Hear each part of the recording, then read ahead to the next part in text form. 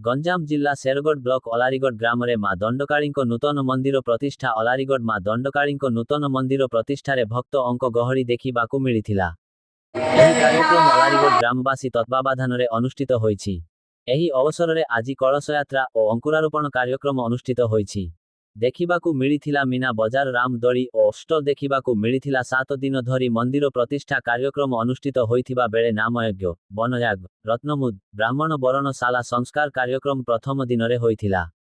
एही मंदिर प्रतिष्ठा उत्सव रे गान रे आध्यात्मिक परिवेश सृष्टि होइथिबा बेले शताधिक भक्त श्रद्धालुंको समागम देखिबाकू मिलिथिला। ओडिशा मो ना हूँ शिवराम भूया, अलारीगढ़ बासिंदा।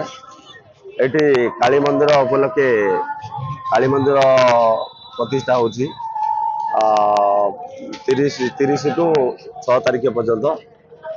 ये लोक मान सहयोग आउ बहुत भक्त मान भीड़ भी अच्छी सुपुर चली मझे मझे वर्षार टे बाधाघात होची तथापि लोक मान सहयोग द्वारा आगे चली।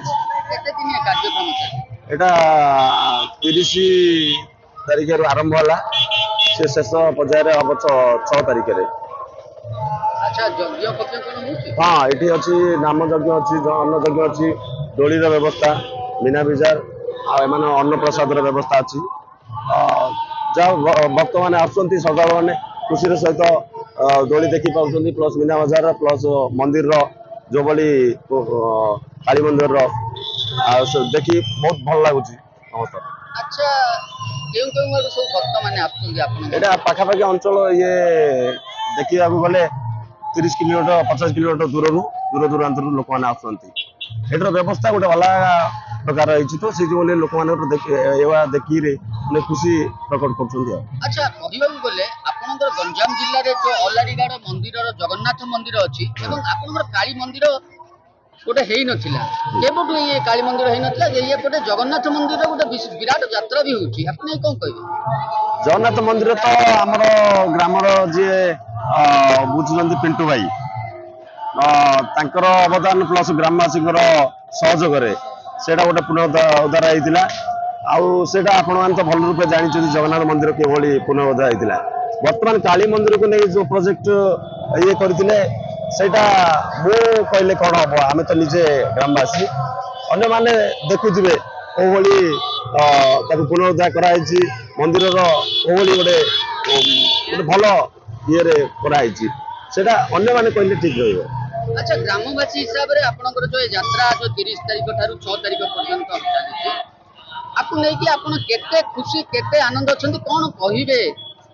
खुशी अच्छी ग्राम ये देखा गले गाँव भद्र मानकर प्लस पिंटू भाई अन्य जो अच्छा ग्रामर सहयोग से सहयोग जेकोसी अलारीगढ़ ग्राम अनुष्ठानिक काम हो 4 मंदिर है से सहयोग द्वारा तो से जो लोक मान सहयोग द्वारा प्लस आमर जी लीडरशिप नौ सहयोग द्वारा आगे चली बर्तमान जो अलारीगढ़ बहुत डेभलप चली।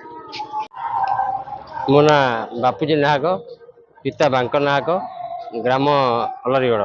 अच्छा आपन ग्राम रे गोटे यात्रा चलची एटा की यात्रा केते दिन पर्यंत चलियो केबे आरंभ होला केबे सरी? एटा हमर तो बहुत पुरातन यात्रा होची हमर रथ यात्रा प्लस पुरातन मंदिर हमर थिला दंडकाली मंदिर से दंडकाली मंदिर रो पुनरुद्धार निमंते पुणी मंदिर तैयारी कलु वर्तमान प्रतिष्ठार उत्सव चलची से प्रतिष्ठा उत्सव रे आज अन्न यज्ञ प्लस दोली मीना बजार ये सब चलती।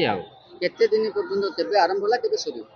ये आरंभ होला 30 तारिख रु आउ शेष हम 4 रे। अच्छा जो आपन गाम रे चली जो यात्रा भक्त माने केउ केउ अंचल आसुछन ବୋଲି ଭାବୁछन? हमरो एरिया रो प्राय सानेखमुडी एपटे दिगपहंडी हिंजली घाटू एपटे ब्रह्मपुर धरी एरिया ए पेज रे सब गाँ लोक आछन प्राय। अच्छा जो भूत यज्ञ अन्न यज्ञ करछंती खाए प्रसाद मिलिबार व्यवस्था अछि कि? हाँ हाँ केमते मिले? प्रसाद डालाम भात कराई प्लस नाम पार्टी एनी टाइम डालाम भात कराई।